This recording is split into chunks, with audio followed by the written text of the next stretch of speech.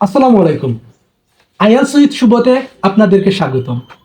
আজকে আমরা কথা বলবো ইংলিশ গ্রামারের সবচেয়ে গুরুত্বপূর্ণ এবং মৌলিক বিষয় পার্টস অফ স্পিচ নিয়ে।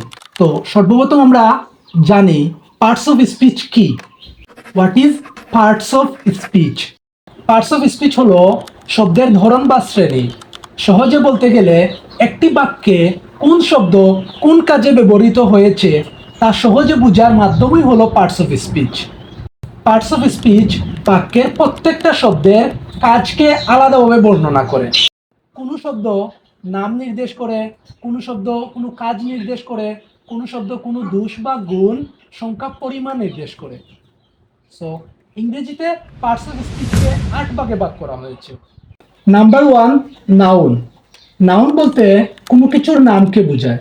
ব্যক্তি, বস্তু, কোনো পাহাড় বা যে কোনো কিছুর নাম নির্দেশ করে এমন শব্দগুলোকে নাউন বলা হয়। যেমন Shamim, Karim, Bangladesh, Dhaka, capital, country. Number 2, pronoun. Noun বা বিশেষ্যর পরিবর্তে যেগুলো ব্যবহৃত হয় সেগুলোকে প্রনাউন বলা হয়। যেমন উদাহরণ হিসেবে আমরা বলতে পারি Rahim is a good student, he is in class 7। ওই যে রহিমের পরবর্তীতে রহিমকে বিশ্লেষণ করার জন্য আমরা হি ব্যবহার করেছি, সেই হি হলো প্রনাউন। যখন আমরা কোনো নামের পরিবর্তে অন্য একটা ওয়ার্ড ব্যবহার করব সেই নামের ব্যক্তিকে বিশ্লেষণ করার জন্য, তখন সেটাকে প্রনাউন বলবো। Number 3, adjective.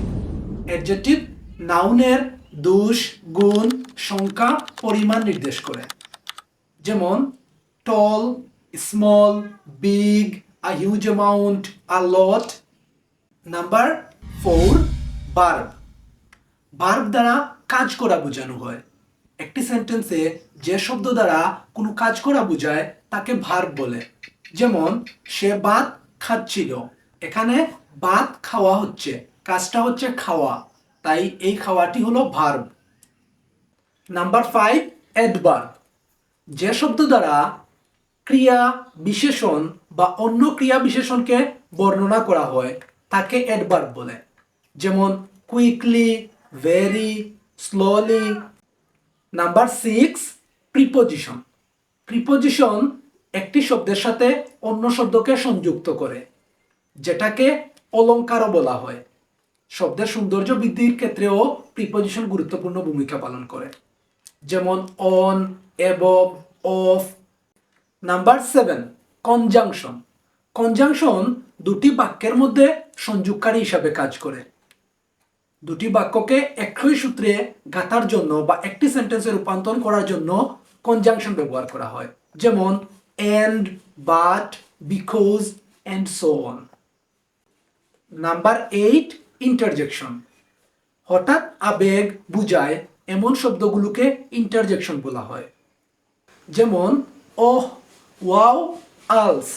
এই ধরনের শব্দ ইন্টারজেকশন হিসেবে ব্যবহৃত হয়।